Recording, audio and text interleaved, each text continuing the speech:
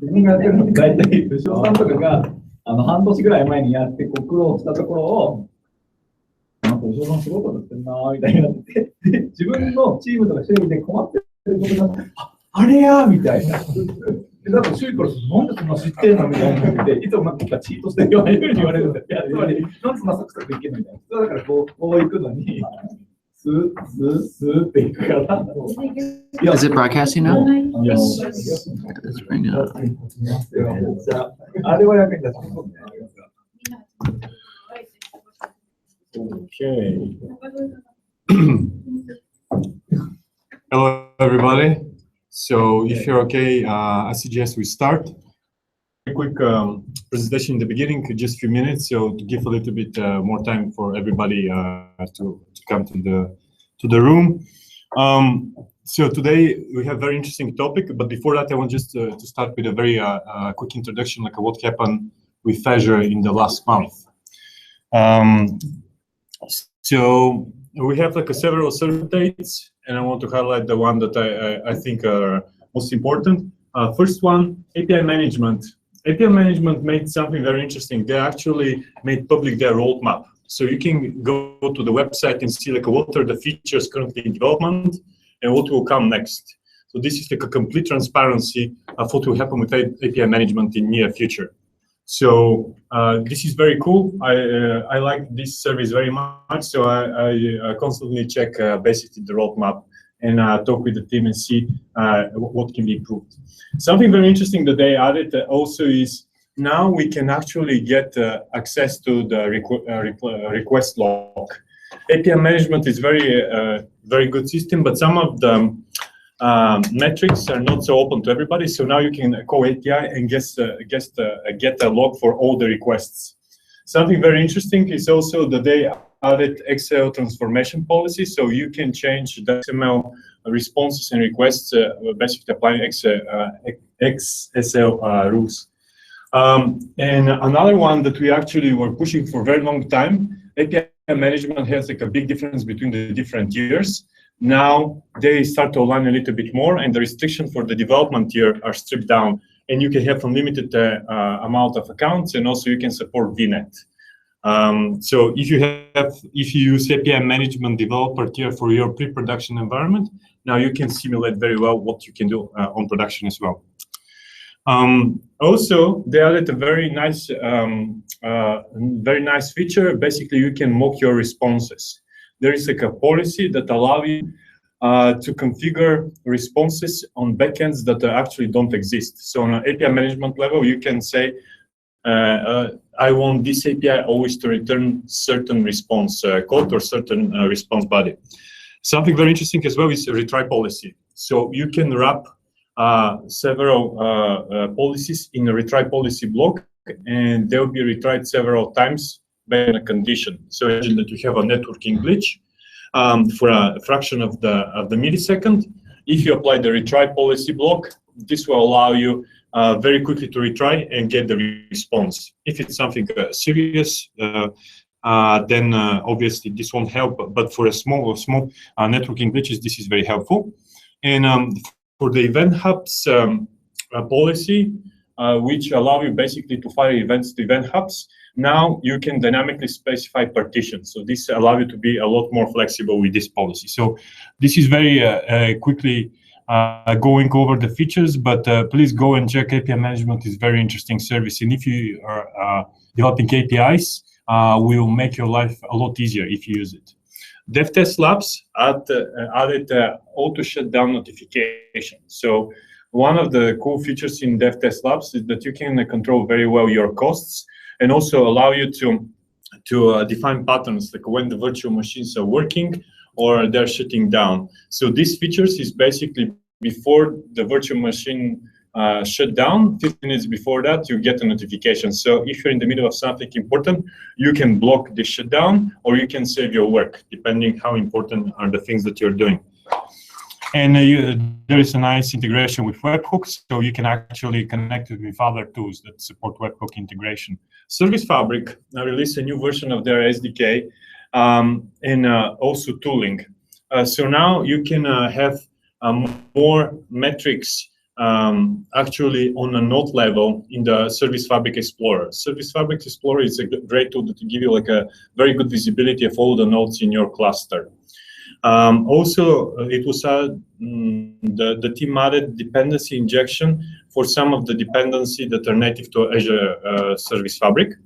And the last two items are very interesting. First, they added a new reliable concurrent queue that it's very good for scenarios that the concurrency between requests working with the queue are not so important. So if you don't care about a race condition for the queue, this is a lot better than the reliable queue, because the reliable queue imposes that you can have like one consumer at a time. Something also interesting is that now we can have like a one node cluster for local development. The default cluster until now was 5 nodes, but sometimes it was consuming too much time deploying on 5 different nodes. With a one node cluster, you can have like a very fast debugging experience. Azure AD application proxy added new updates. So if you don't have experience with Azure AD application proxy, is a way that allow you to add authentication to your on-premise application based on Azure Active Directory. So here you can see in the diagram what is the workflow. Basically, you get the key from Azure Active Directory. After that, with this key, you go for the application proxy. And based on the authentication mechanism that you configure for your on-premise applications, you can log in with this token. So what they improved is that they improved exceptions based on networking glitches, and also we have more telemetry and improved experience with Azure Service Bus Relay performance. Mobile apps. Apple forced people to use only IPv6 networking. So if you had in your mobile apps hard-coded IPv4 addresses, this will fail Apple review. So from this month, mobile apps support IPv6, and also they provide you tools to examine your applications and be sure that you pass the Apple review. So again, if you're using, for example, web apps or mobile apps, that behind the scenes are using IPv4 IP addresses, but actually using the host names, there is no impact for you, because Azure will do the work behind the scenes. The only problem is if you hard-code IPv4 IP addresses in your source code. So then this will be a problem and will lead to rejection of your application. Event hubs added very nice feature, basically allow you very quickly to archive the events that are going to event hubs. So they built a very good integration with Azure Storage. So now certain events that you pass to event hubs can go directly to Azure Storage. So you have them over there for archiving purposes. Before that, you needed to integrate with Stream Analytics, and the Stream Analytics job has to be configured to write to Azure Storage blob. Now this is supported natively by event hubs. And the other good news is that event hubs are becoming more and more native. We have more and more native support in the Azure portal. So now you can create different workspaces for event hubs and from Service Bus in the new portal. This will come to the new portal in a mixed mode. Azure Batch start to support Linux virtual machine as well as VM scale sets, and also start to support Linux MPI, or message passing interface.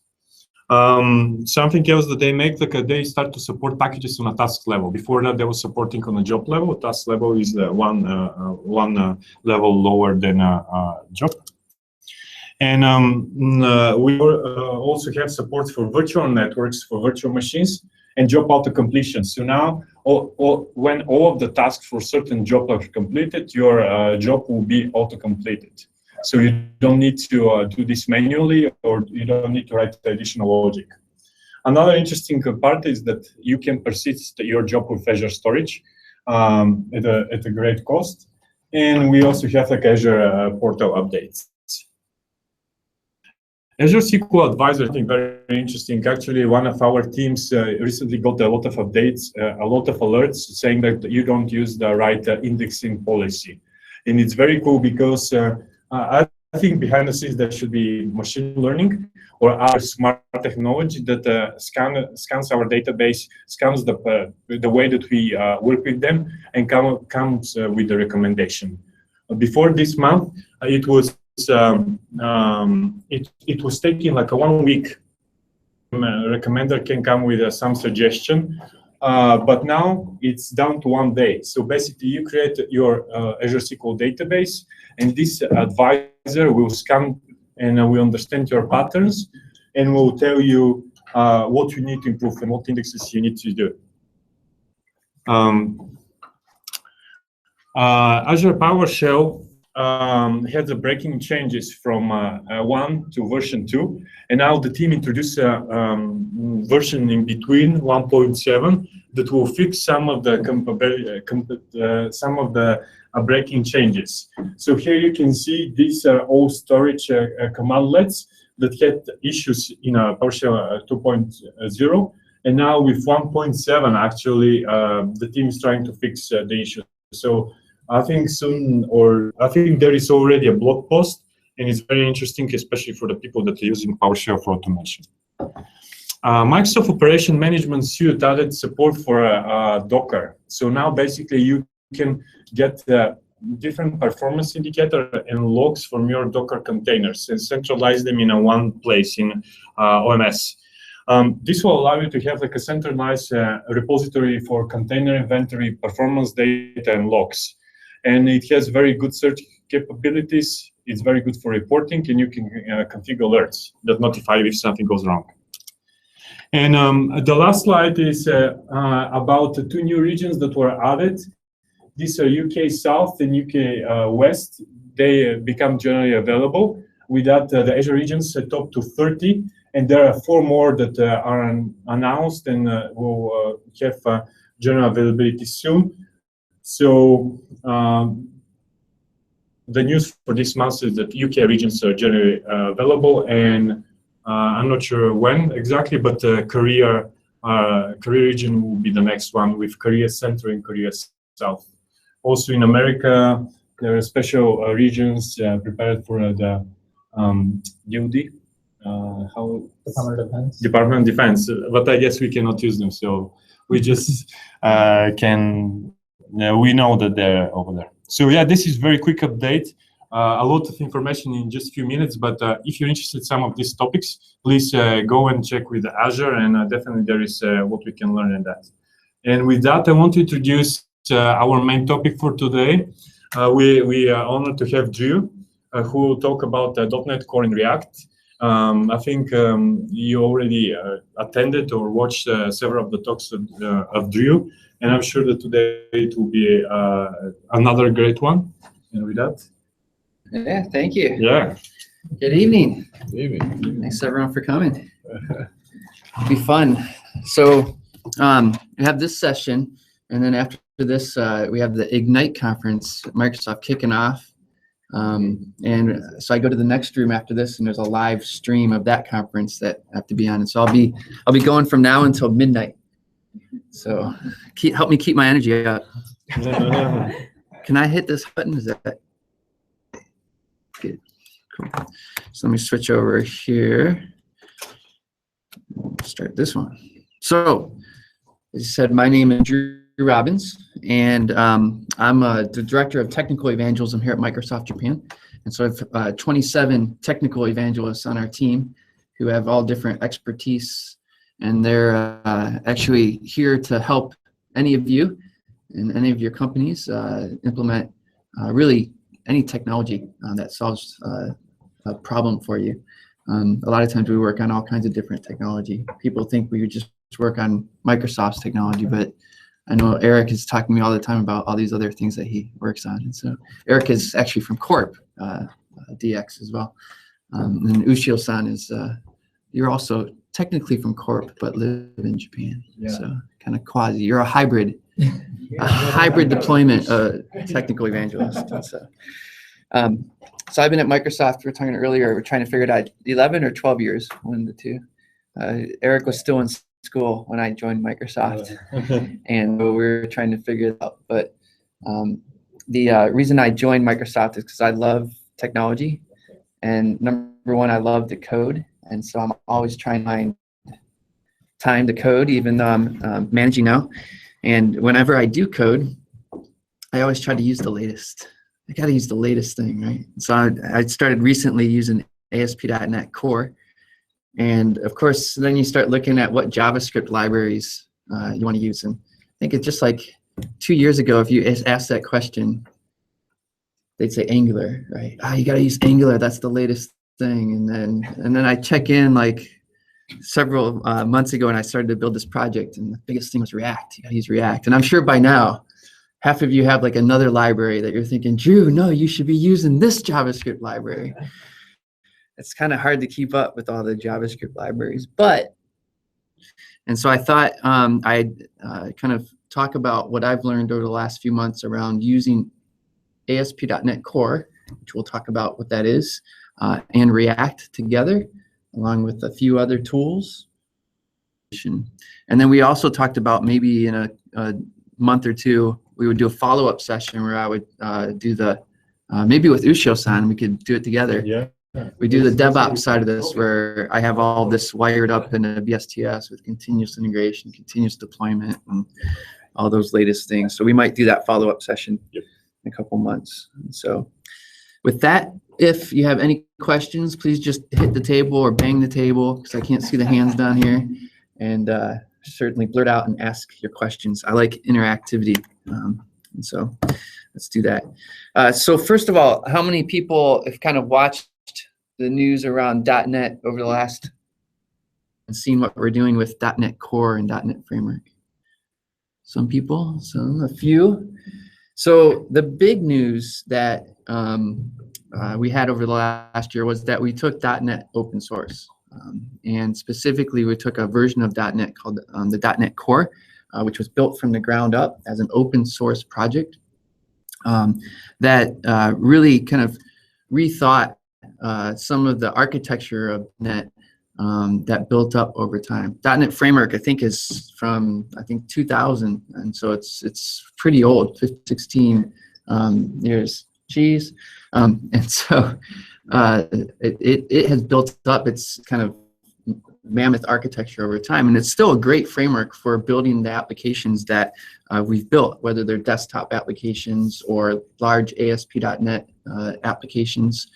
Either MC or web forms, all of those things are still being worked on and supported by .NET Framework full version.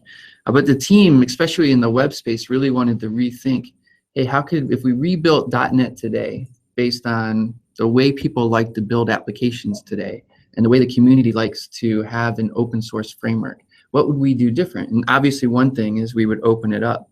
Another thing is we would not necessarily tied to the Windows platform. And so we would take it cross-platform. And so one thing we did with .NET Core is we now support it on the Mac as well as Linux, and of course on Windows.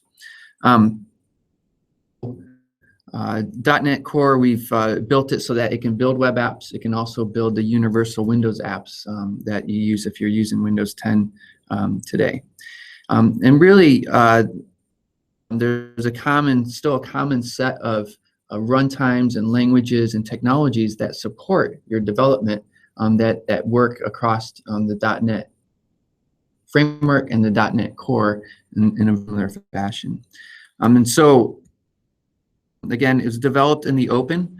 Any one of you can go to GitHub right now and you can clone the .NET Framework down to your machine and start working on it, do a pull request and contribute to that. As well, you can do that with ASP.NET. In fact, we've got a ton of contributions from the community that we've taken in, a ton of open source repositories that have been built around these two projects.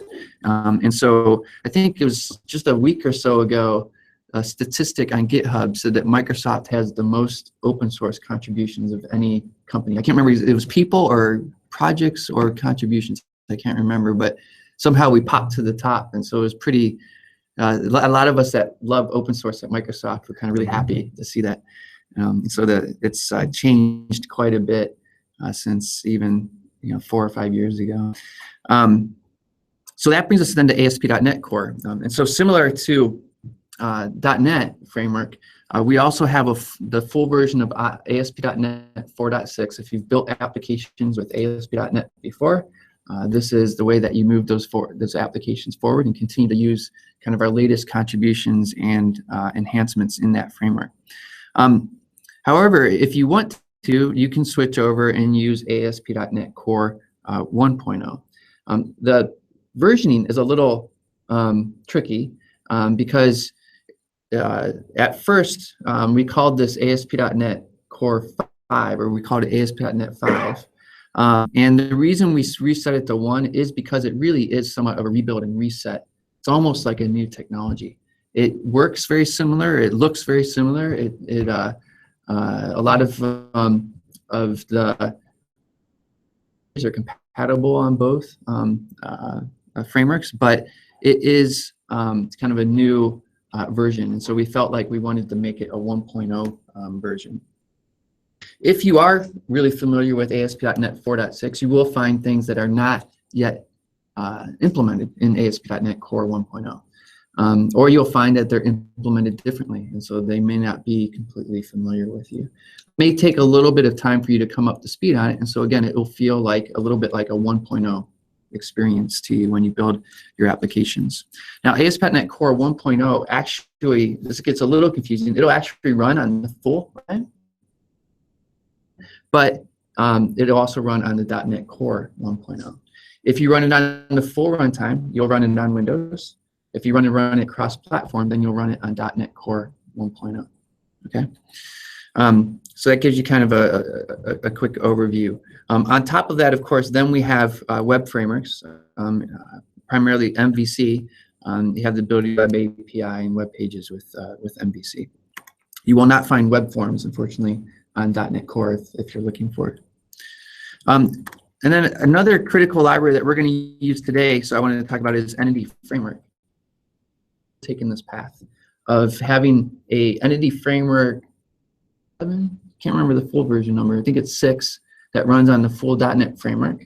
And then they've reset and now have an Entity Framework Core 1.0, which theme is, it's a subset. It's not everything is implemented in Entity Framework Core yet, but it's a new thinking about how to build out. It looks familiar. It will feel familiar, and you can build great database applications with it, but it's not exactly the same as Entity Framework 6.0. So code instead of talk to slides, and so if you don't mind, I'm going to switch to Visual Studio. Any questions so far?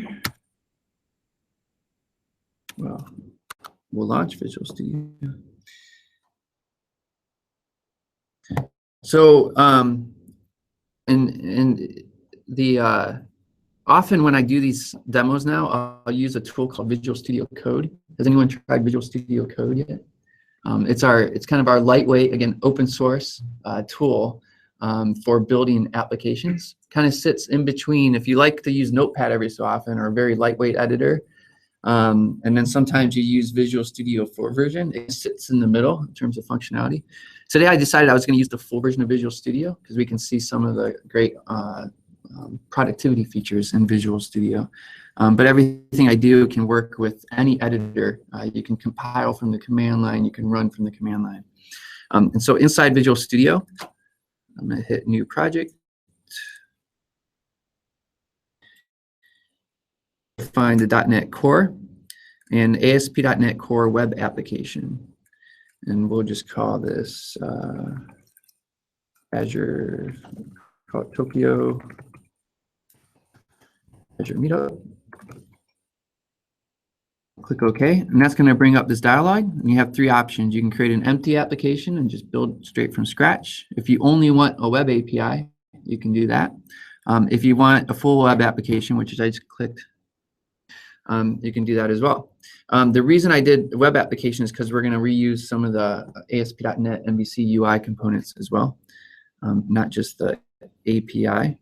And then I want to bring that dialog back up quickly to show you also, when you create these, that you can also choose what authentication you want. So if you want to enable authentication, you can do that. that. You can even do authentication in the cloud, Azure, and you can also say, I'm going to host this in the cloud. And then that will set up an app service, a web app service on Azure that you can post this to, but I'm not going to do that right now.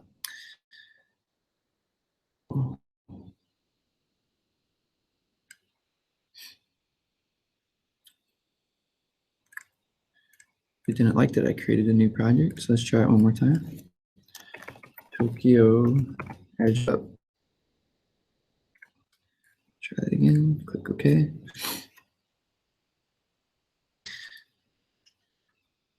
So that's going to create our project. It's going to restore some packages. Everything is modularized now in ASP.NET Core. I'll show you what that looks like in a second. And as soon as that's done restoring, it's downloading the latest. I'm just going to hit F5 so we can just see the experience that it builds out in the template.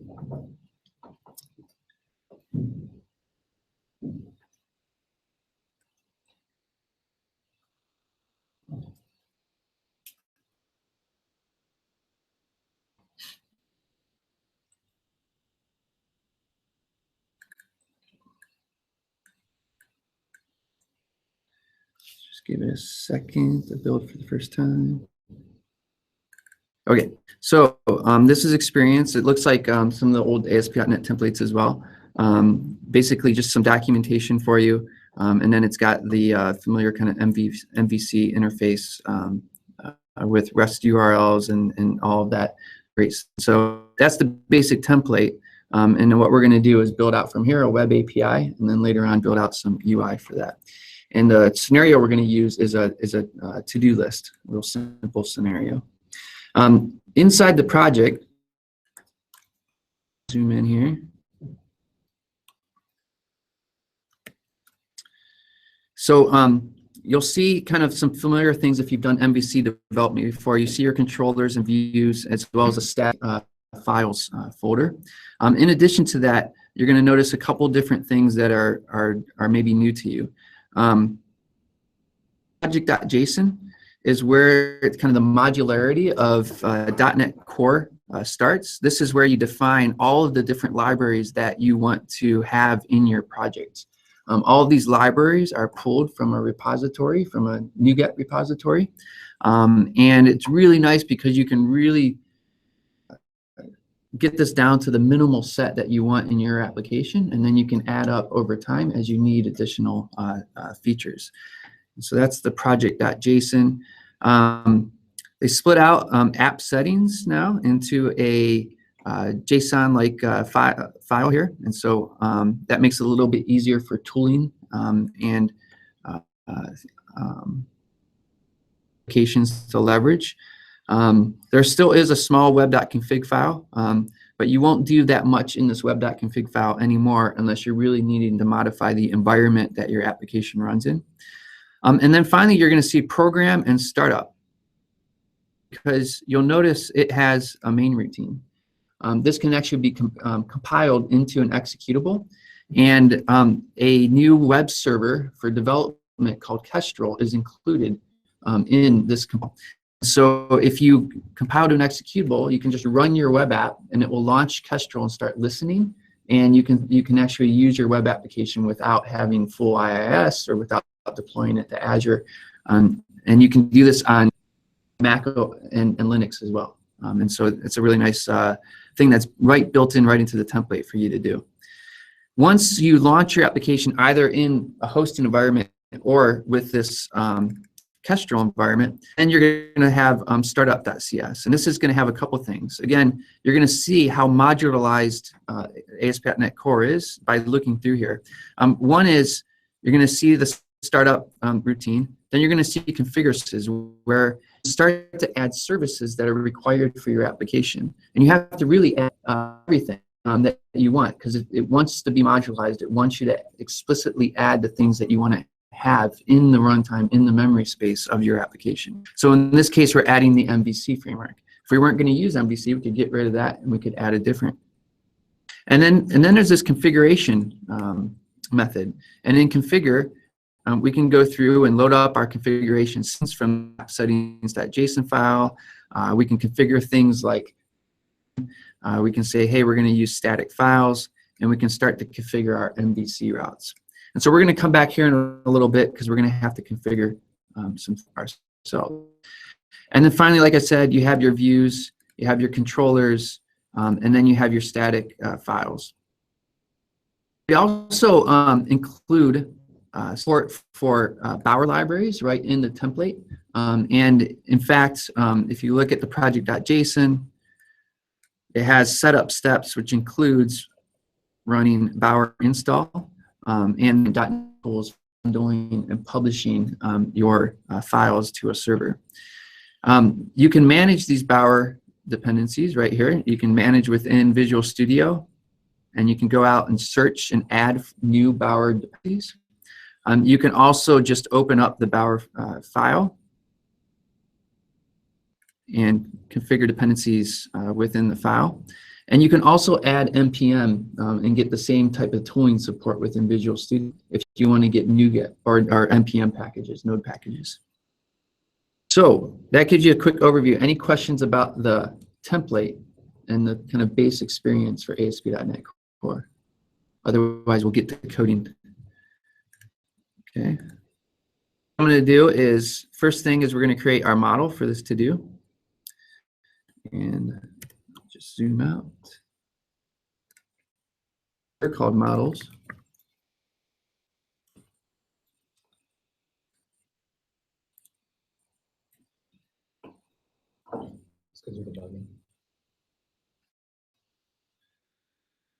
See, I'm glad you came, Eric. And then we're going to add a new class. And we'll just call this to do. And this class, we'll just add some properties. First one will be an int ID. And the next one will be a string description. And of course, we need to know if it's complete or not. And what we can do within if you've done kind of .NET development before, you might have seen some of these techniques, but what we're going to do is actually add an ID attribute here and say using,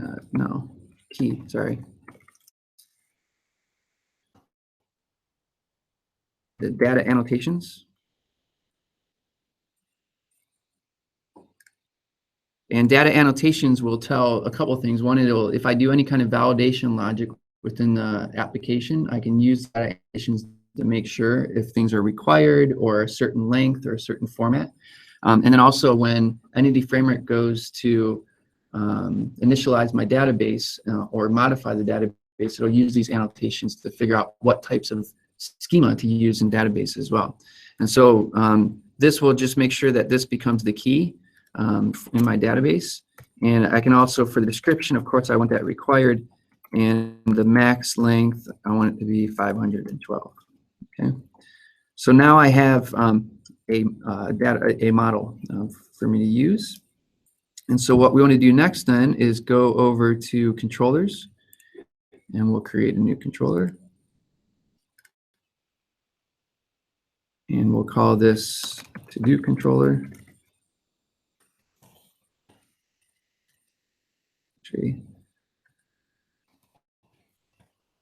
Should we select the right template? It's going to be a web API controller. And then we'll call it to-do.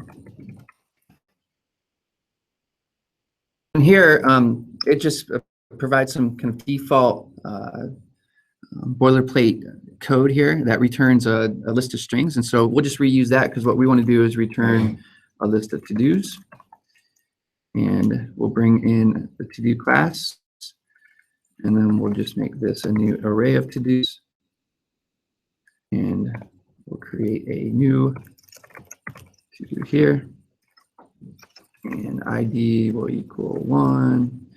And description will equal first to-do. And completed will equal false. And then we'll add one more of those.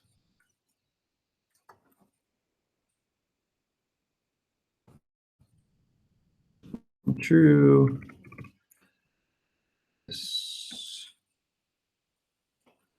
Second to do.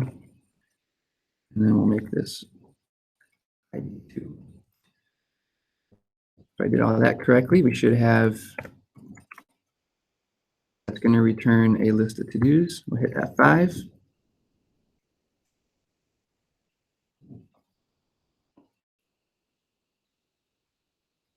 If all goes well,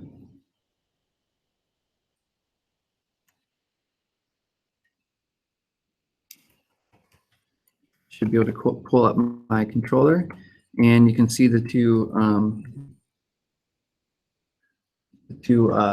objects returned there, the two objects. Okay, so now we have kind of the start to a controller, but all of this is static. And so what we want to do next is actually bring in Entity Framework and be able to store these to-dos in a database. And so we can see how to do that. What I'm going to do is add a new class, and it's going to be called to-do context.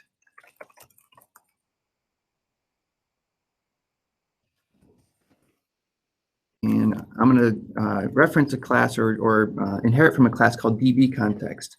Now, the cool thing in Visual Studio, I was talking about all the different things you can do that are productivity things. I'm going to hit Control Dot here. And in the past, you might have seen that you can actually bring in, you saw me do it earlier, you can bring in different using statements. But another thing that Visual Studio will now do as well is that if you don't have the package that class installed, it'll actually go out and search NuGet and say, give me a class or a package that implements a class called DB context. And so a really easy way for me to add dependencies now is I can use this Control Dot and say, I want to go ahead and bring in Microsoft Entity Framework Core. And what's going to happen over here is you're going to see it still has the red squiggly because it's restoring packages now from NuGet, bringing that package down. And as soon as it brings that package down, then we'll see that the red squigglies go away. That means it can, the design time compiler is working and is able to see that DB context now. And you see that. And so with that, then we can create our constructor to do context, and we're going to have DB context options, and that's going to just pass that into the base. And we'll close that guy down. And then we need a property, and that's going to be a DB set of to do. We'll just call that to do. So now I have a context. That's really all the code that you need to create your kind of base database context. And so what I want to do now is take these classes, the context as well as the to-do model, and have Entity Framework generate into a SQL database. And so first what I want to do is over in our configuration, I want to tell it what the SQL database is going to be. And so underneath configure, I have in my toolbox, I did have a bunch of snippets.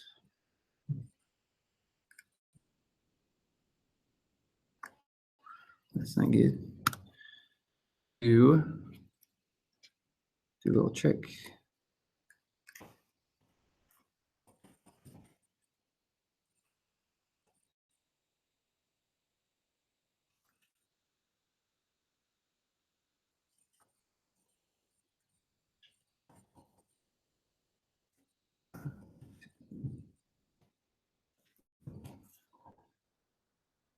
Saved over there, and they apparently went away. So what I'm going to do is just pull these in from my previous project, because otherwise I'm going to be typing way too much. And so what we want to do is under configure services, we want to add these two lines, which is just going to set up our DB connection. Now, here you'll notice again, I said use SQL Server and there's a red squiggly, and so I need to add a library for that as well. Again, I could hit Control Dot, and it could go out and pull that library in for me. I can do it, though, just so that you have the different options, is I can use the Package Explorer. the package manager counselor, sorry. Council.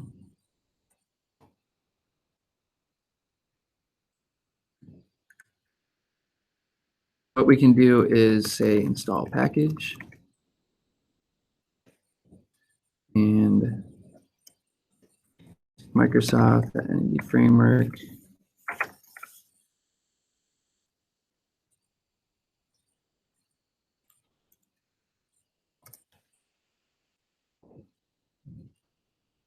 And under there, we can find SQL Server, and we can say install that package. Now, both the control dot as well as this is actually modifying project.json and adding that package into the list. And so you can see the earlier package I added and the package I just added.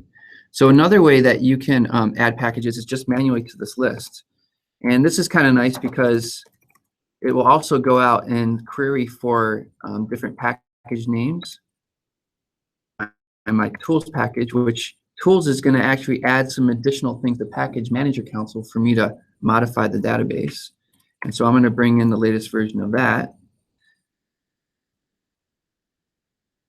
And then I'm also going to copy that into the tools area.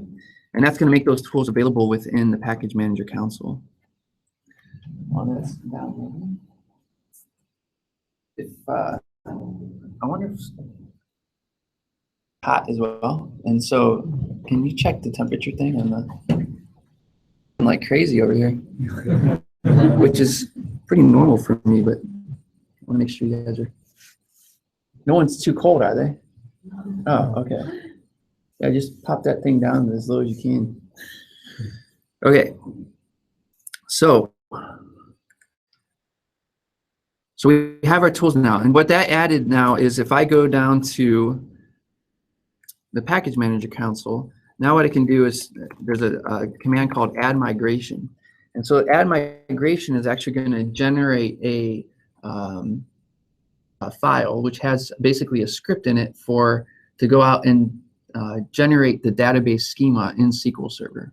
And so it can do this in SQL Server, it can do it in SQLite, it can really do it in any database that has a entity framework library with it. It can go out and do this generation.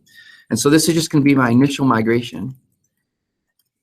And as you modify your model over time, you can create more of these migrations, run them in sequence against a database to catch another database up. So if I have my development database here and a production database in Azure, I can go run these migrations against that. Oh, I didn't bring in, I brought in the library, but we didn't bring in the namespace into startup. Bring in, and then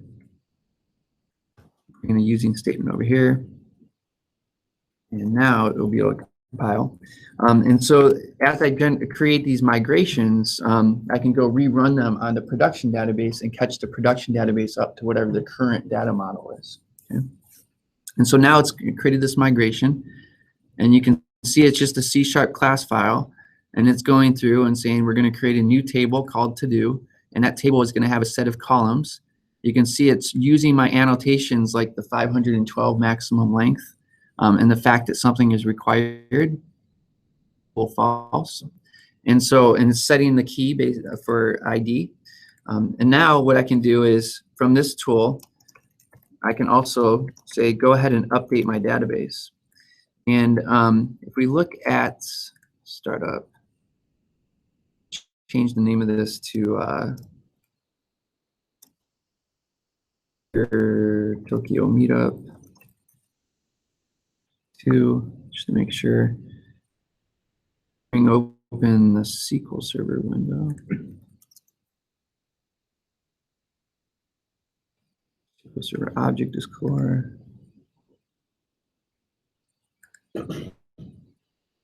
And if I look at my local DB, databases that are there, look at it closely, you'll see one called Azure Meetup Tokyo and 2DB. I'm calling mine, I think, Azure Tokyo Meetup 2. And so I'm going to call update database now.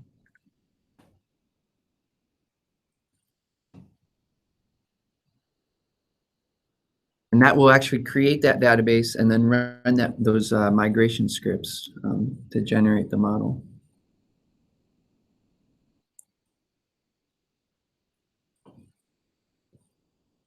It'll take just a moment. Now it says done. So let's go back here and refresh. The Azure Tokyo Meetup 2. Table, that's to do. We have ID, complete, and description. Okay. So let's go in here and just do view data. And then let's add one, which is first to do. And this one will be false. Second to do.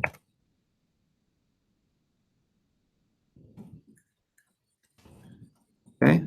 So we'll have a couple records in there. Let's close that. And now we want to go ahead and use this database instead of those static files in the controller, or the static data in the controller. And so what we need to do here now is just say create a new to-do controller constructor. And what I can do is use dependency injection that's all built into ASP.NET in order to get a version of this context that I want. And so to do context, we'll call that context. And then we'll say this context, just save that off. Generate this field. Store that. And now what I want to do is switch this from just returning the data type. What I want to do is in these, I want to return an action, which is an MVC convention for me to return other responses besides the data. So I can return an OK response, or I can return a not found response, or some kind of error response if I need to. And so the way I'm going to do it, that is return OK. And then I'm just going to call the context and call it to do, and I'm just going to return the whole table down in the query.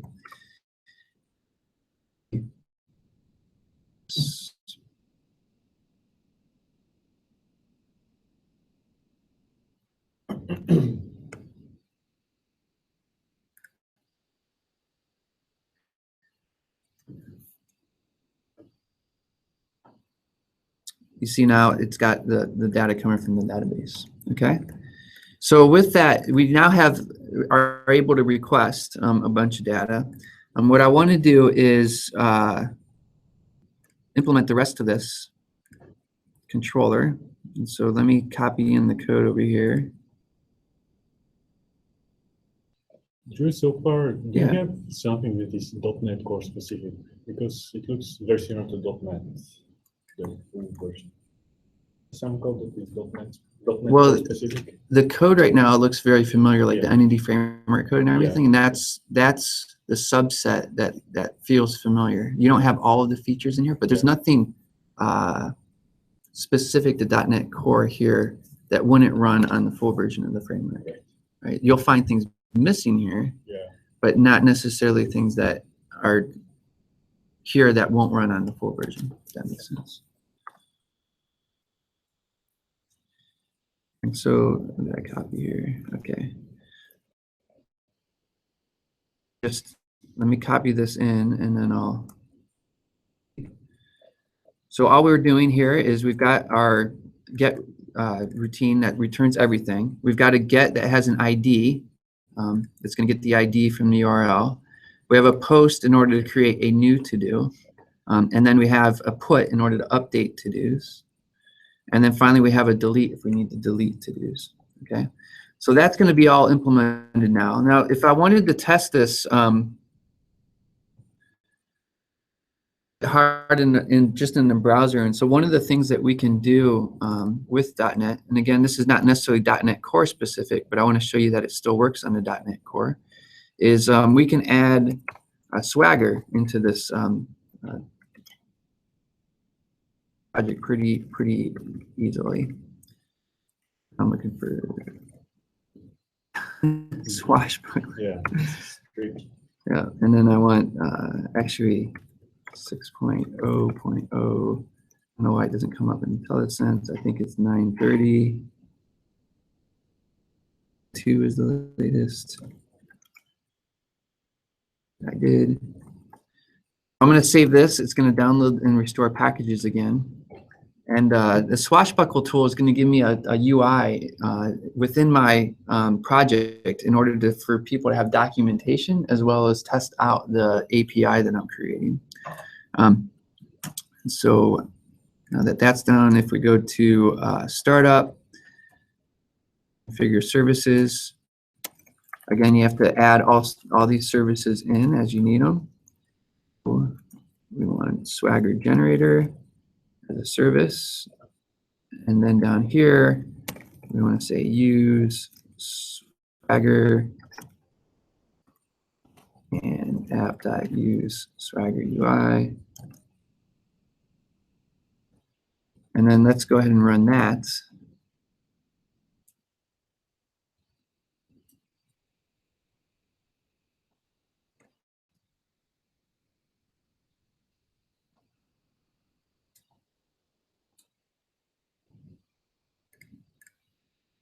URL is then swagger/UI. It's got my to-do interface. It's got the different methods that we implemented. So I can do a get, you try it out. That returns the 2 to-dos that I had. A post, maybe one of these, paste it in here, get rid of the ID, and just say third to-do. And we'll try it out. It should be successful. It is. And now if we go up and do this request again, now we see the third to-do. So this gives us a nice little interface to see the API, walk through it, and even test it as a user with a nice UI. Pretty easy to add in. Again, everything's very modular. You can add things in very quickly right here within your code. So that is pretty much our web API that we've implemented with ASP.NET Core. Are there any questions? Any of that? Otherwise, we'll move on to the UI. And so like you said, it looks very familiar if you've created web APIs in ASP.NET before. There's not a lot of experience difference for a developer, but the underneath the hood, there's quite a lot that's different. So what we're going to do now is move on then to React. And is a JavaScript library written by the Facebook and Instagram guys in order to have a declarative and scalable way to build applications, web applications in the browser. And they say it's really targeted at large-scale websites. I find it, the scale of the website doesn't necessarily matter. It's just a nice tool for how to generate and create your UI within the browser. So they say it's declarative, it's component-based, and it's really available in a lot of different places. There's a tool called React Native that you can use the same tool in order to build native applications for and different devices. We're also going to use, along with that, a tool called Babel, which is a JavaScript compiler that it's intended to allow you to use future versions of or future features in JavaScript that are not implemented in the current JavaScript yet. It compiles those back down into JavaScript that can run inside the browser. And in particular, developers use JSX, which is a mix of JavaScript and XML, in order to declaratively define their HTML components. And that's a feature that's in the next version of JavaScript, and Babel helps compile that down into code that can run in our browser. And then finally, Bootstrap is a tool that we're just going to use lightly in this. It's actually built into the templates for ASP.NET. It has been for quite a while. And so it's just a set of HTML, CSS, and JavaScript tools to help with your UI to make it nice and friendly. So again, back to code instead of slides. So what we need to do is a couple things. The first one is in our views, we need to look at two different things. One is there's a shared portion of the view called layout. And layout has all of the common elements across all the pages in it for your ASP.NET site. And so, for example, right here at the top, it's got the style sheets that go across every page on the website. And you'll notice that it actually has two sets of style sheets, one for development and one for staging and production. And the reason is because for development, you might have the kind of fully expanded, non-minified version of your CSS and JavaScript. And in the staging and production, you might have the bundled minified version of your CSS. So this makes it really easy to pick the right one for the environment that you're in. Down here at the bottom, I've got my JavaScript. And so what we want to do is go over to, I'm really pointing my snippets, didn't it? Stay between sessions.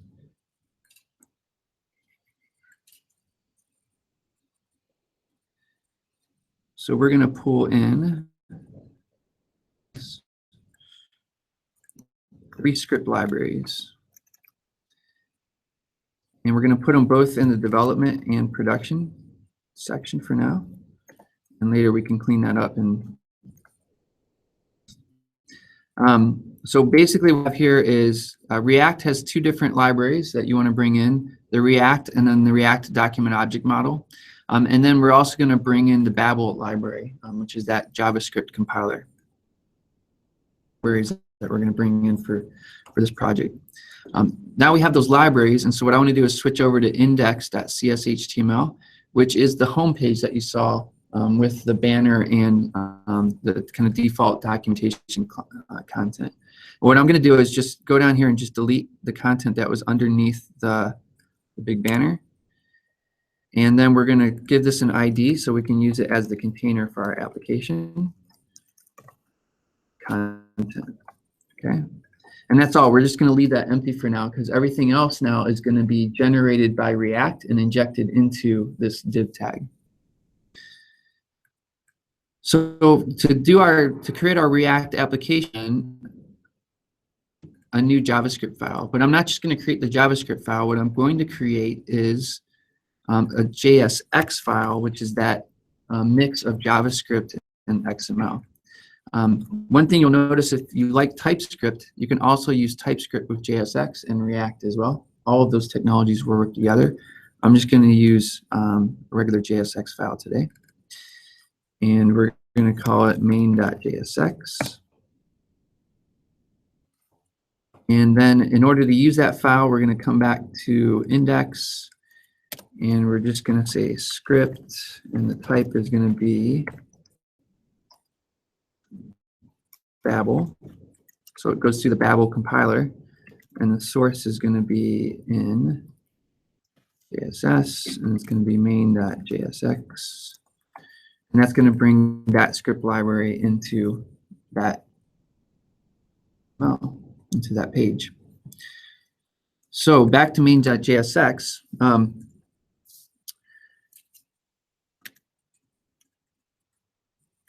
Let's create our first component.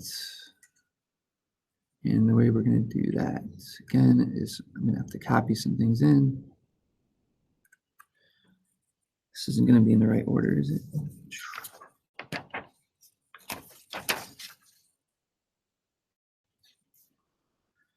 So let me do it this way, just because I meant to build this up over time, and if I copy in, everything's going to be already built up. And so I'll just watch the time, and hopefully I can type well for you. But so basically what we have here is React is componentized, and so what we want to do is create a new component called to-do. And to-do is going to be the top level component. The way you think about React is create a hierarchy of components, which is going to kind of compose and reuse each other. And you'll see how this works over time. But this first component is going to just define the overall kind of almost like the app that's going to go into my web page. And it's going to be called to-do. And this function called create class that defines that component. And these components are just defined really by JavaScript objects, and those objects each have a set of methods that React looks for and wants to run. So it's almost like an interface. So in this case, the first one is going to be render, and that's going to be a function. Every component end up having this render function. Any component that you want to render some kind of HTML will have this render function, and this is what React will run in order to figure out how to represent your component on the web page. And this function is going to have one return, and that return is going to have our HTML in it. And so here's where we can just combine the XML, or in this case, into the code. And this gives you that kind of declarative approach to React. And so this is our to-do list. So that defines a component, and then we just need to tell React now to render that component into the content div that you saw earlier. And so that we're going to use the React DOM library, and we're going to render into, we're going to say is we're going to use that component, and notice I can reference that component like it's HTML now. That's defined. I can reference that here as HTML. And then I just want to get element content document, and then we want to render that component in. So with that, let's just see if that works.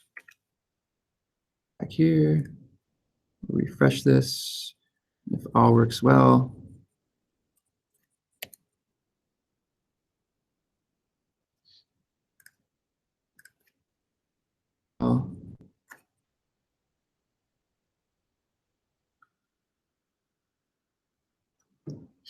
Eric, you're supposed to be watching and telling me what I did wrong. Library, files, link. What did I do wrong? Did I save? I didn't save everything. That's what I did. All right, now let's try it again. If all goes well, to-do list. So what you saw there is that I didn't save the layout, which brought in all the scripts, and so it never actually ran the JavaScript. But you see, React is generating that HTML on the fly and then injecting it into content. So that's good, but let's go do something a little bit more interesting. And what I'm going to do is create multiple components, and you can see how we then can compose those together. And so the next one we're going to do is just copy this a couple of times. And this first one we're going to call to-do list. And this one we're going to call to-do form. To-do list is going to be the list of to-dos that are already in the database. And to-do form is going to be the text box we're going to use to insert a new one. Okay, so we'll call this to-do list. This is our to-do list. Form. And now in order to compose these together, I can go back down to do and say, let's get to-do list form. And we can compose those two together. Leave. So we need a div class name equals 2 in there. And then we can do this, okay? Okay, so now if we go back and refresh again, elements, we have the 2 elements now, okay? So you can start to build out these components and then just build them up over time is the easiest way to approach kind of a React development. And so then I also want to just add an H1 and do to-do. And now the next component we want is, if we have a to-do list, within that to-do list, we're going to have to-do items. And so we'll do React create class again. Render. And return. And so with this, what we want to do is, let me just copy this.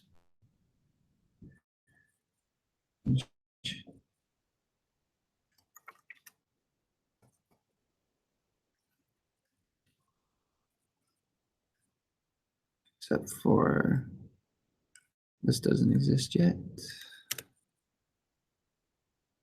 What I'm going to do here is we have a div that we'll call to do item, and we're just going to use some of those Bootstrap classes in order to kind of make it look a little bit nicer. We're going to have a checkbox, and checkbox is going to actually look for a property that's going to be passed in called complete.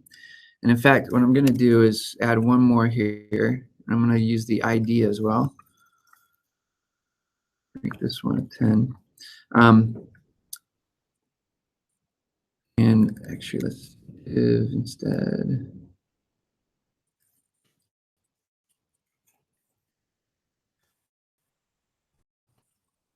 So these properties can be passed in from the parent component as data that you can then use within your component. And you reference it using these squigglies here. And so if I go back down to my to-do list now, and we just add a couple components, to-do items, to-do item, say ID equals 1, complete equals false. Inside the to-do item, we'll just give our description, which is this is the first to-do. ID equals 2, completes, true, and then this is the second. I can't type. Okay. Run this. You'll notice, so I'm able to pass in these properties as just like I would pass in, define any property on an HTML element. And I can reference them then here with this.props.id. And then the HTML is referenced as the children of in props. And so then I can reference those within that component and start to, again, pass data around and build this data up, these components up over time. And so now if we refresh those, and we do, and so you can see checkboxes in the two items. So that's nice, but that data is actually kind of very static in there. So what happens if I want to kind of use my own data? Well, what we could do is I can say var data equals, let's just create some example data here. And we'll make this look just like the return data from the server. The description, and we'll say first to do, and complete will equal false. Create one more of those. 1, 2, 3 seconds, and third. Make one of them true. This. Okay, so now I have some example data, and I want to pass that down the tree. Now, the way data flow works in React is it works one way only. There's really no two-way data binding in React, and so data will always flow from the parent components down to the children components. And then we'll use some kind of event if we want to actually update that data, but then it reflows back down to the child components. And so when you figure out who's going to own the state, which component is going to own the state, you want it to be the highest component that's going to leverage that state. And so a lot of times, especially here, what I'm going to do is all the way back out in my render routine, and I'm going to pass this down to the to-do component as a property.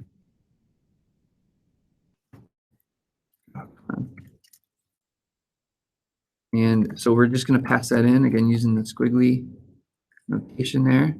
And then we'll pass it into to-do list. And in this case, it'll be this .prop data because we passed it down as a property. And then finally in to-do list, what we want to do is take that data and generate these to-do items. And so, and save on some typing. We're just going to use a map function. And we're going to pass in, again, the ID.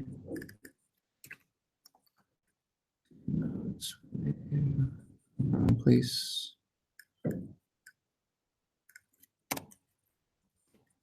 Okay. So it's the same thing, but in this case, what we're going to do is generate, basically map the to-do list into a new array, which is going to store our XML here that references the to-do item. So we're passing in the same things. That doesn't exist. But we have our description as the children, passing in complete and passing in ID. And then what we can do here is to do nodes. It's going to pull this guy down in here. So you can kind of see how we can mix this JavaScript with XML in order to declaratively define these different components. So if we rerun this, we should see the data from here, which is first, second, and third. And so now we have first, second, and third. Okay. So that's fine. That's still kind of static embedded in the file. Now what we want to do is wire up to call back to the API that we built earlier in ASP.NET Core. And in order to do that now, what I want to do is at the top, instead of passing this data down, I'm going to pass in a URL. And this URL is going to be the URL for the API, which is API/to-do. And inside of to-do then is actually have to-do be the thing that's going to manage the state again. To-do is going to be the guy that holds all of the data and passes it down into the components. What I'm going to do here then is a couple of things. One is we want to use, instead of props, which are always the thing that's passed down from the parent, we want to store some state within this component. And there's another on every React class called state. And it's initialized through a function called getInitialState.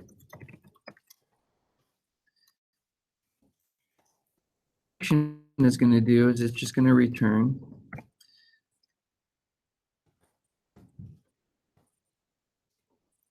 an object, and that object is going to have, in this case, data is going to be empty. So we're going to still reference kind of this data, but instead of getting it from props, we're going to get it from state, and that's going to initially be set as empty.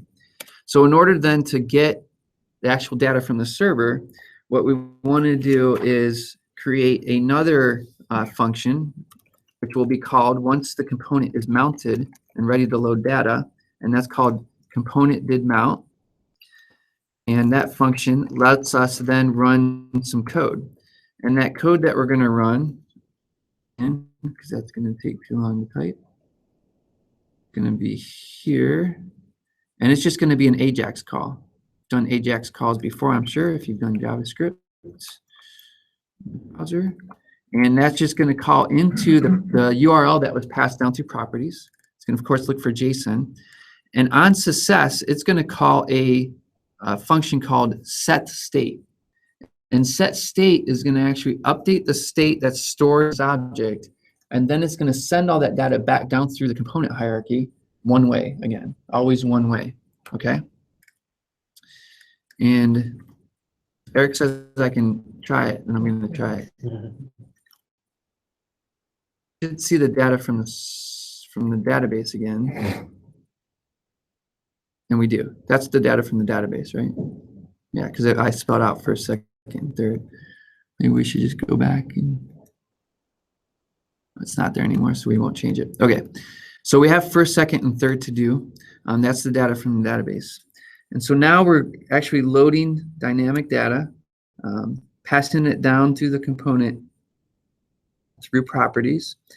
And the next thing we want to do now is to be able to add. And so we want to go add our own to-dos. And so we want to go now to the other component, which is form.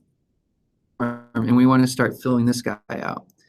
And again, time, so we don't run out of time.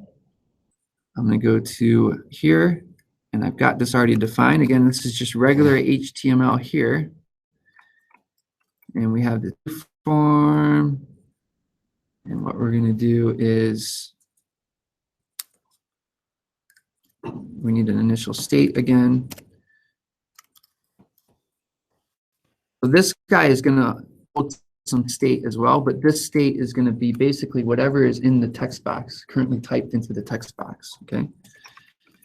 And so this is going to be basically return description is the thing that we're going to type in, and we just want it to be empty at first. So that's the initial state. And then what happens is, let me actually show you what happens if I run it here. I think I can. Let me just delete this stuff for a second so there's no errors. I'm going to run this. React wants to keep, again, that hierarchy of state always consistent. Must have some error. Stop props.children.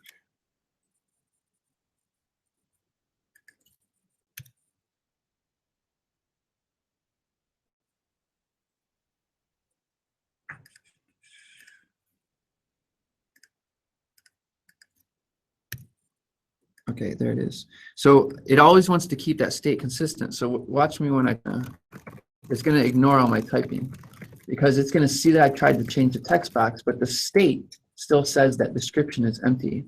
And so when you have forms like this that you want updates, you'll notice if I do the checkboxes too, the checkbox update, what you have to do is handle the changes in a routine, and so or in a function. And so in this case, what we're going to do is have a handle description change function E. And it seems a little kind of tedious to have to do this for all your forms, but you have to just remember the philosophy of is data in one direction. And so for me to actually update this, I need to go back up to the person that owns the state and flow the data back down. And that's why it's keeping that text box empty for me. An update the state of this object description. Set. Thank you. There we go. Should have free T-shirts to hand out or something. And then now it's going to set that state. Everything correct. There we go. Now I can type in. No, I can't type in still. Get it up. So let's wipe down here, and we'll say change this handle description change. More time.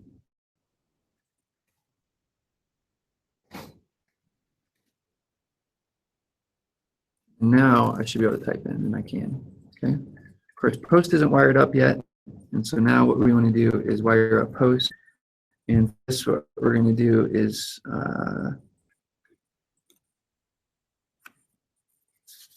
do and submit, and we'll do this dot submit.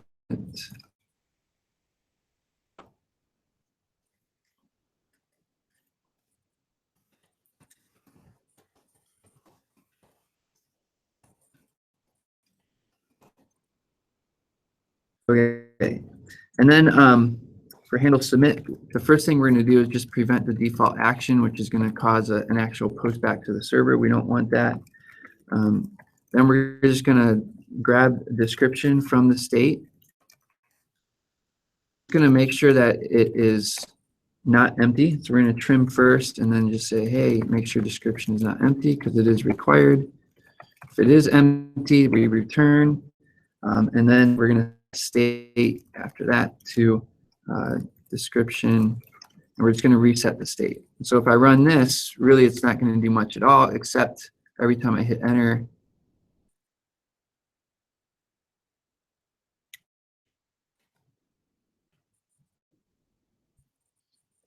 People asking, can you share the source code with them?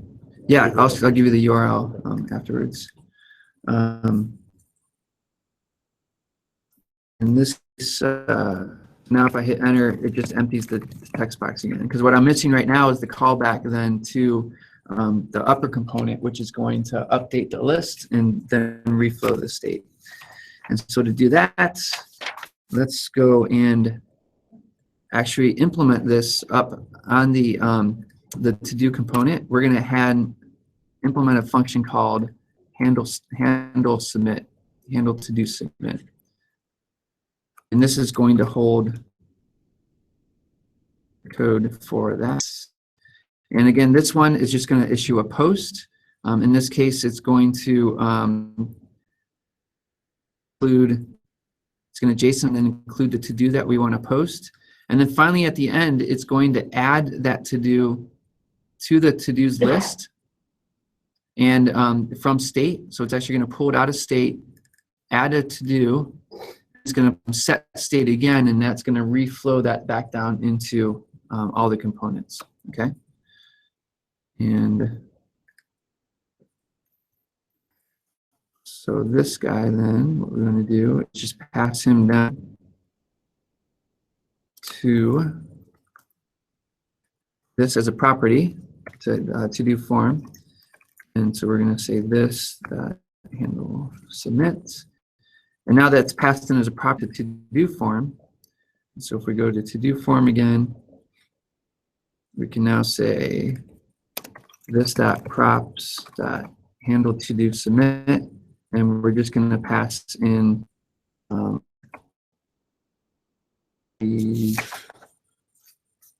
we're just going to pass in description because that's all we need. Will be false. Works well then. We should now be able to get our to-dos from the server and then also post them back.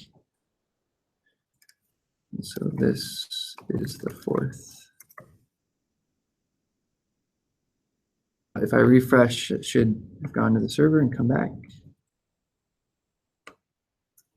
And it did. So now I have a React application with ASP.NET Core that can call back and forth. The last area, and this will be in the code that I share, is the checkbox. And so there's one other callback to the server in order to set the complete on the to-dos, and then again update the data so the checkbox work. And then you have a full to-do application so that you can keep track of all the things that you have to do throughout the day. So their productivity will get better as a coder as well as a task manager. So cool. So that is the full application. The URL that you can go get the code at is GitHub Drewby sample.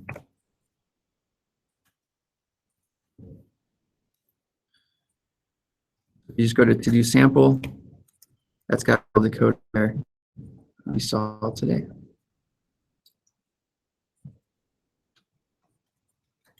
Okay.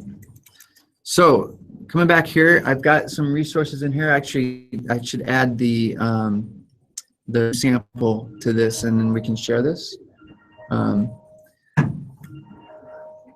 A couple of just call to actions here. If you want to use Azure, we have Start Azure. We also have a couple programs work companies. If you're an ISV, we've got some great programs for ISVs and would love to hear from you. In addition, we've got a lot of new technologies that are coming out at Microsoft, and if you're interested in those, we actually have a program called Ascend to leverage those programs as well. And then coming up in November, if you don't know, we have Microsoft Tech Summit, which is an enterprise and IT focused conference, which will repeat some of the things that you might see at Ignite this week. We'll bring all of that content in and deliver it in person on November 1st and 2nd. So if you're interested, you can come to the Tech Summit as well.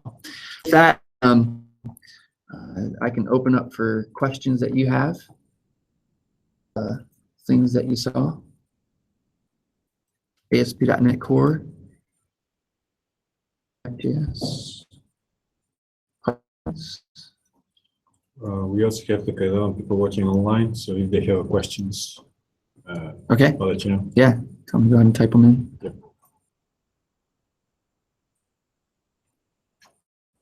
Anything?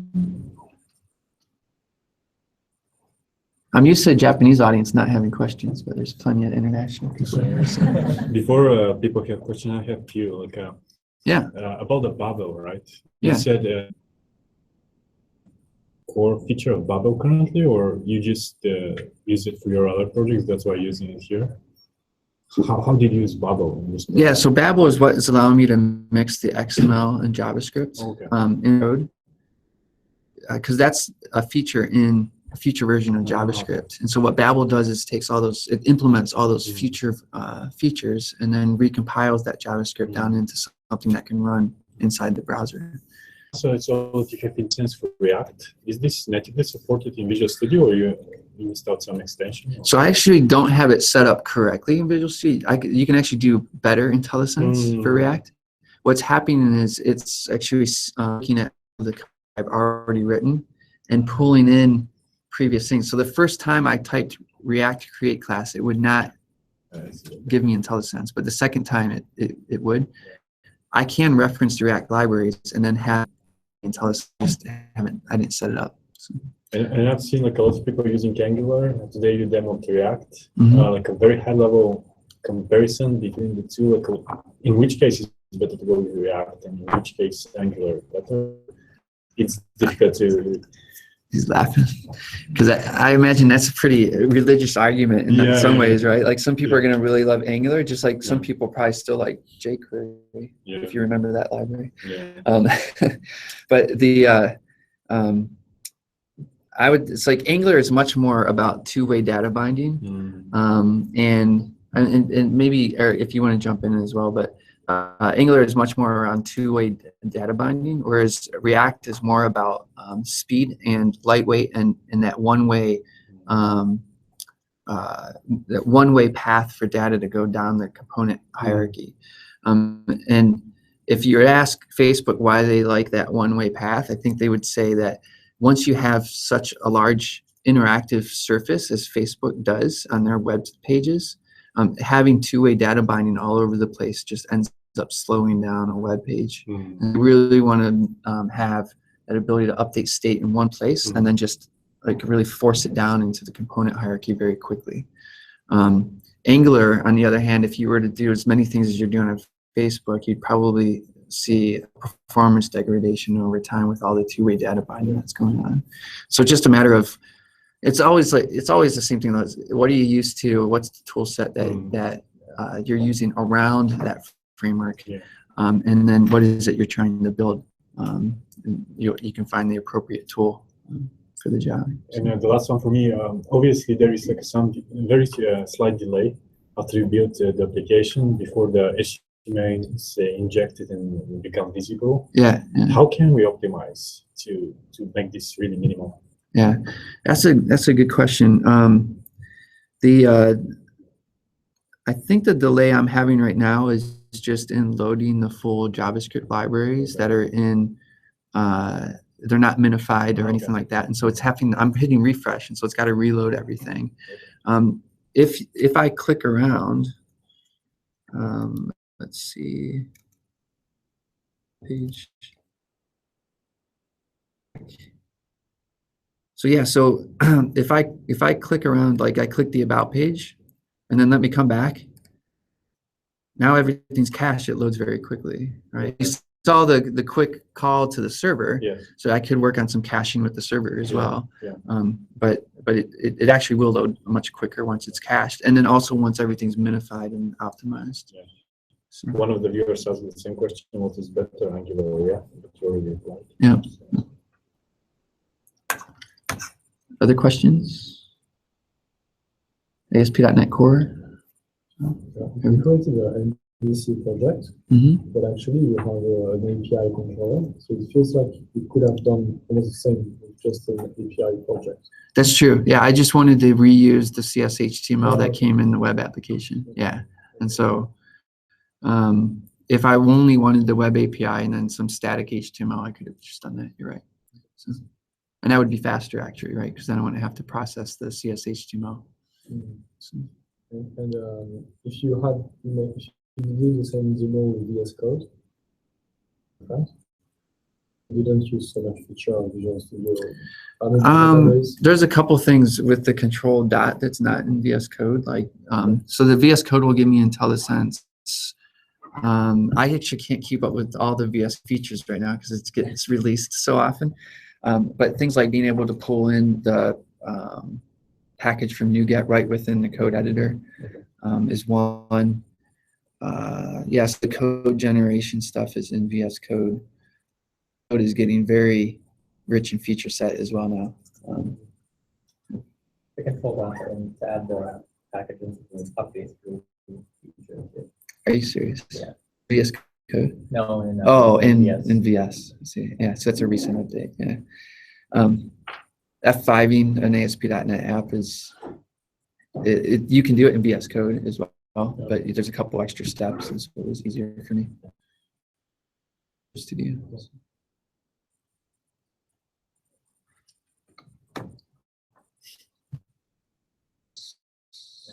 The basic question. Yeah. Can we use the core for the web apps? You can't, yeah, I mean, basically we are using .NET Core here with the ASP.NET libraries on top. And so earlier I showed this. It's a good question. So really what you're building here with this program.cs is a .NET Core application that pulls in the ASP.NET Core framework and executes a. Yeah. My question is very simple. Yeah. Can we use .NET Core to the web apps? Azure web apps. Oh, do you mean to like host it in production? Yeah. No, you don't want to use Kestrel. Kestrel's just a development server, so it doesn't have all of the. Let me back up. So you don't want to use this method of running a .NET Core application as an executable in a production web server. But yes, you can take this ASP.NET Core application and host this in a production web server using the .NET Core executable version of it. If that makes sense. You don't want to use Kestrel. You want to use IIS or Apache or a production web server. It means that we just need to change this main method. No, this you would just ignore, and then when you launch using IIS, then it will just launch the DLL directly. It won't run program.cs. Means that now we cannot right click and say publish to Azure. Basically, it will take the configuration with Castor and use that. And the only time that this program.cs will run is if you run it as an executable. But if you right click and publish to Azure, then it will host it as a regular web app. Currently, what are the other options? Because if you want to run it on Linux or on other platform that doesn't support IIS, how we can run it? Linux right now,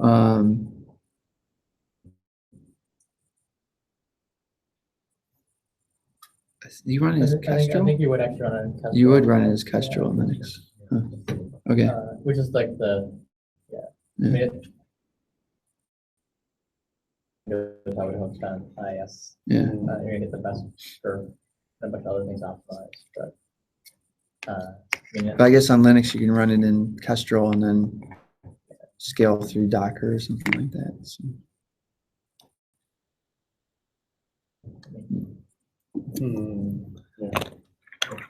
Can we use application insight in this core? Yeah, Well, API. I think it's already configured in Oh, really? the default. I think I saw it the other day.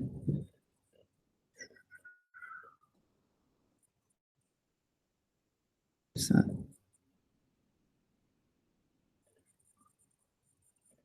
It would be interesting to see comparison between Castro and IS performance. Performance wise?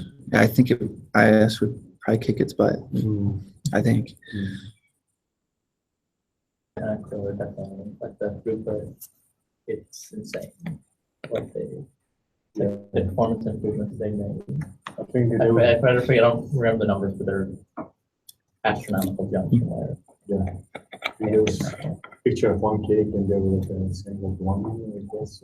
Yeah, I think it hit 1 million.